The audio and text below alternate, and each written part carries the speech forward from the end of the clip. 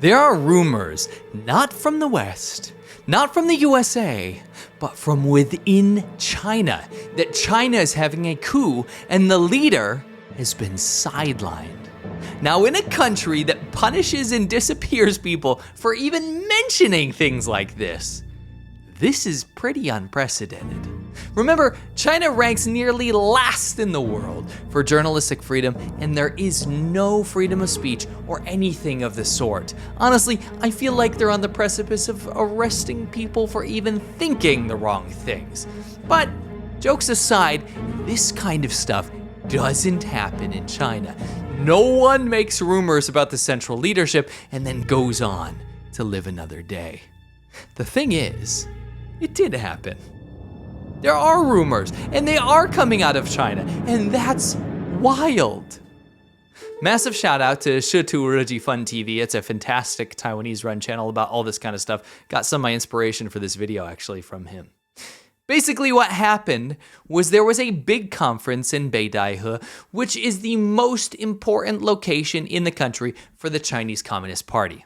Anyway, weirdly enough, a ton of rumors started circulating about the most off-limits topic ever in China. And that is the leader of China, Xi Jinping, and that he is currently under house arrest and a coup has already started internally within the CCP. Basically, the crux of the rumor is that the factions within the CCP, like the military, which Xi Jinping has been purging relentlessly, have teamed up to overthrow him.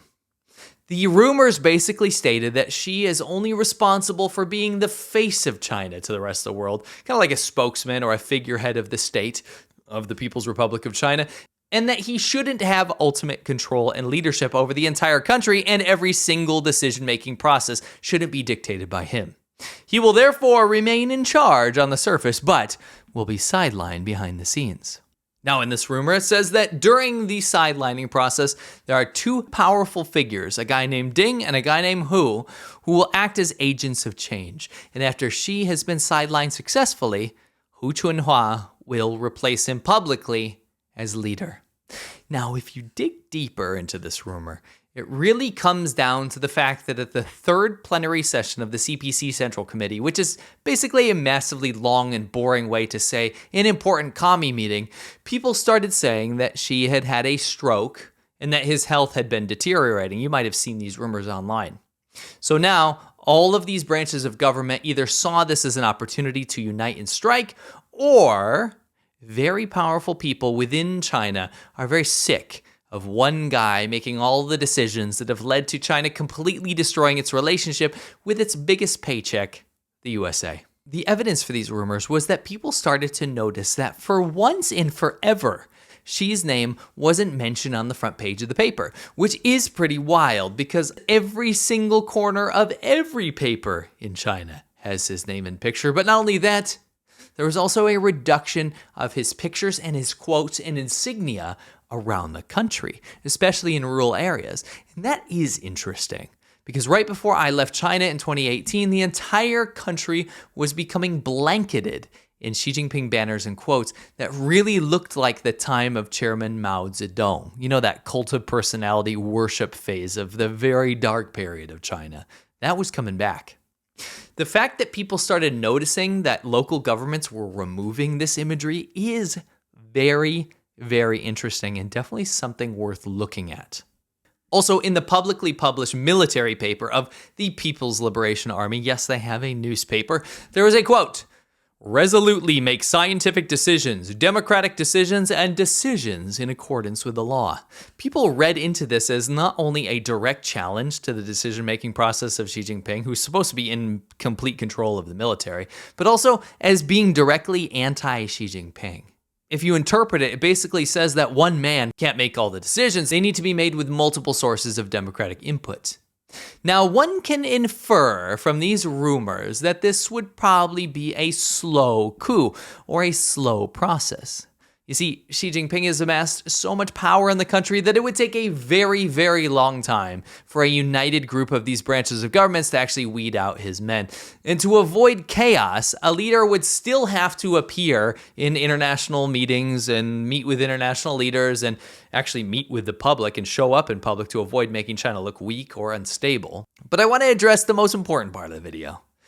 Do I personally think that these rumors are true? This video is brought to you by Incog. Thousands of companies are collecting, aggregating, and trading your personal data without you knowing anything about it. And you have the right to request data brokers to delete what information they have about you to protect your privacy. The bad news is that it would take years to do it manually. Incog can do the messy work for you automatically. Incog helps protect your privacy and take your personal data off the market by reaching out to data brokers on your behalf, requesting your personal data removal, and dealing with their objections. Do you know what they usually have? They got your name, they got your email, they got your home address, your gender, your phone number, your education, your IP information, your relatives, your aliases, your social security number, your employment history, your shopping habits. This is the stuff that you don't want people to have. One thing you might notice is that your spam and junk mail will simply dry up after signing up for Incog because your data is no longer being traded on the market. Take your personal data back with Incog. Use code CMILK at the link below and get 60% off an annual plan. I'm sure you're gonna love it. Thanks. Personally, no. But I think these things surface for a reason. There's always something to learn from this type of event, and it's led me to having a thought experiment. And this is the fun part.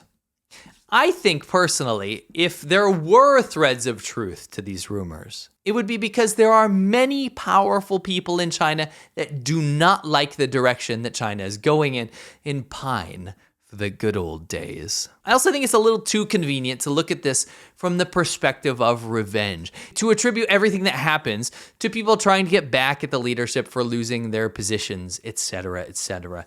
Xi Jinping has removed many powerful people and actually disappeared many powerful government leaders like Qin Gang, the former Minister of Foreign Affairs and the ambassador to the USA. Former Foreign Minister Qin Gang was removed from his post. China's Defense Minister General Li Shangfu disappeared from public view for months and has now been expelled from the party, accused of corruption. That's at least 2 ministers that disappeared just in the last year. This means China is really merciless in dealing with corruption of all kinds, even among the Your highest Foreign rank. Minister and Defense Minister. Imagine Antony Blinken and Lloyd Austin just disappeared tomorrow.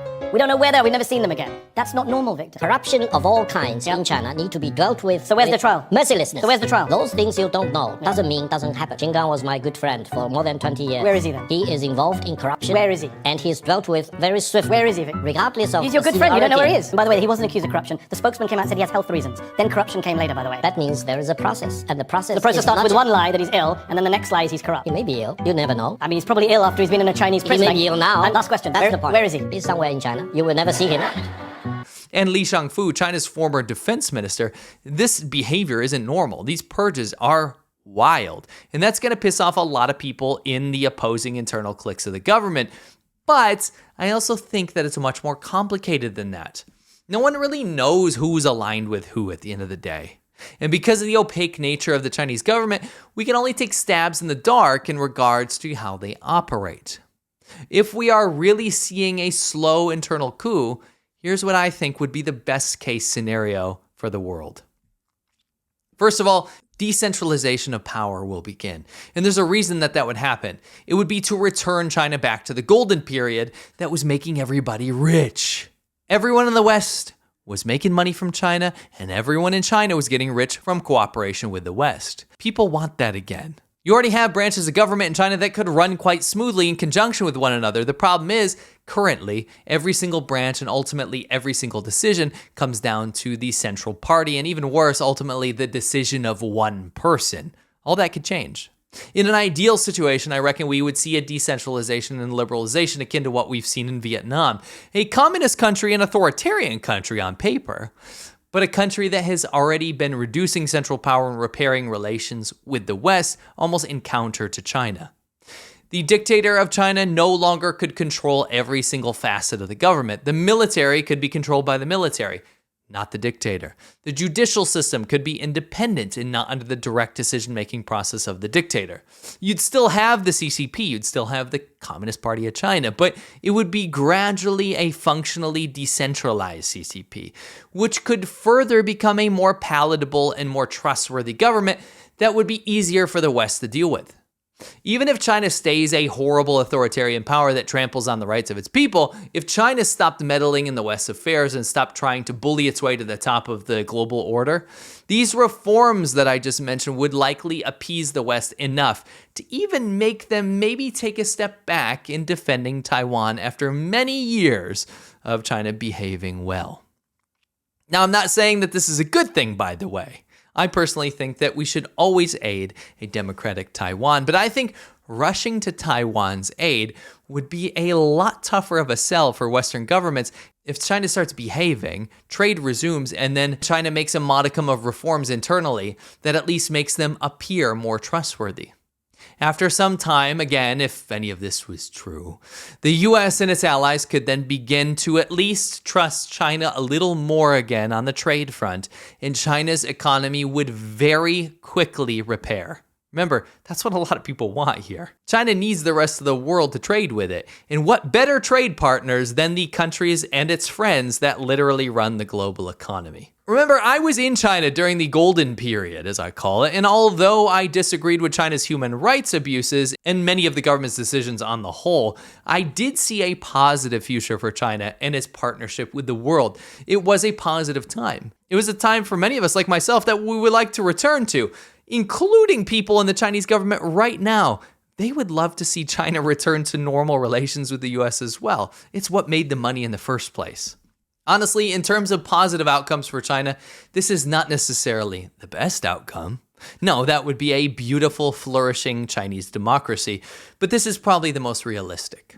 Not some tumultuous overthrow for people scrambling and jockeying for position, causing chaos and suffering for the people in China, but instead using the pieces of the Chinese government that are already there, and decentralizing to the point of having branches of government that are independently liable for what happens, and therefore under more scrutiny of the people, as well as having more inherent checks and balances. However, I don't think the CCP will fall, and I don't think China will become a democracy overnight. I think reforms within the party to keep China afloat and to maintain its world player status, still with the authoritarian CCP in control, is the most likely outcome.